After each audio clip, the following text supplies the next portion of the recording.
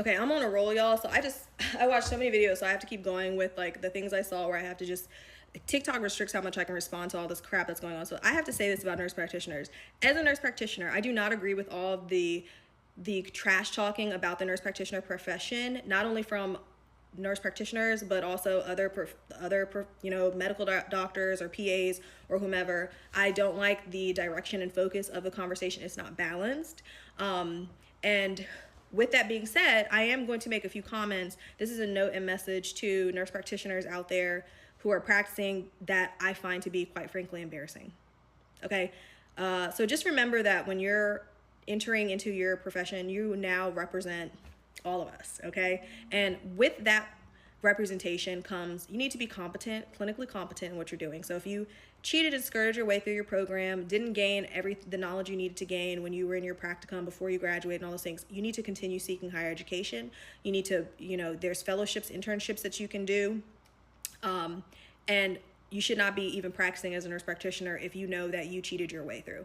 Unfortunately, some of these programs don't have enough oversight to check and find the people who are not actually truly absorbing learning the material. I do think the clinical sites are underregulated because now nurse practitioners, they have all these programs that help you, companies that help you find a nurse practitioner, but you're paying them to be your preceptor. There's a bias there. If I'm paying somebody to precept me, well then don't they have to kind of pass me?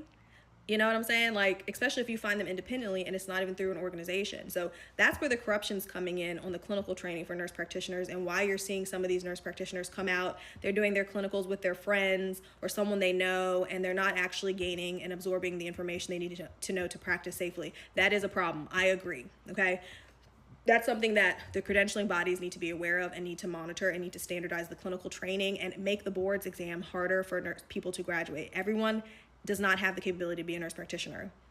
Thankfully, in medicine, they have science, heavy science, and math courses that weed people out because most people aren't good at math and science. That's the gatekeeping right there.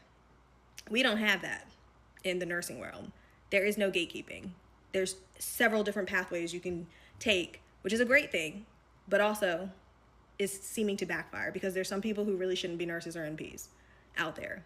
Okay, so anyway, I say all that to say that for the people who are representing as nurse practitioners, I cannot stand the fact that I'm seeing ghetto providers all over social media watering down any respect that the nurse practitioner profession has, and that's why a lot of nurse practitioners are getting upset. It's one thing to still be learning because you're a novice, you're still within your first couple of years as a nurse practitioner. It's another for you to have the audacity to go on the internet, talk about being a nurse practitioner, and you are literally going into work with lashes out to here, face in full glam like you're about to go to the club, wearing nails out to here while you're treating patients. It is absurd. I have not seen this with any other profession. Like, any other medical profession with an advanced degree doing this. I don't see it with pharmacists. I don't see it with psychologists, counselors, physicians, MDs, DOs. I'm not seeing it anywhere else. It's only with the nursing. And I'm like, what is this? I literally was on a Teams call for a hospice company I've been working with, and one of the nurse practitioners came on with a tank top and her breasts hanging out. So unprofessional, so embarrassing. And I'm like, this is why some physicians don't respect nurse practitioners. I don't respect you. I don't even care what your title is. I will not respect you in a professional setting if you don't even know how to dress. Dress includes your makeup, the long eyelashes, the crazy nails. That is unprofessional. I'm sorry. It just is. And I think that because there's so many hybrid programs online, these nurses and nurse practitioners are not learning about professionalism because the teacher is behind a computer. I remember one day I was running late to my clinical rotation, and so I didn't iron my coat. And my preceptor was like, she roasted me.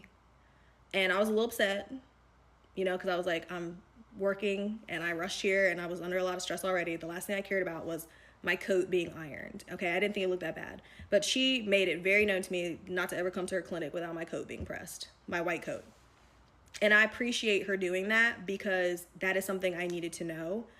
Because when we are practicing, we are representing our profession. So I need all of these nurse practitioner students out here flaunting, so happy that they're entering into nursing. I'm happy for you too, but I need you all to do a better job of how you're representing us and cut out the ghetto antics. I hate to say it, but it's ghetto.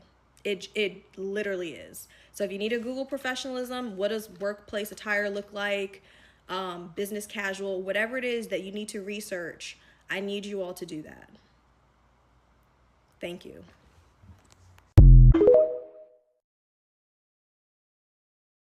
Hey, so now I'm back. The face is beat.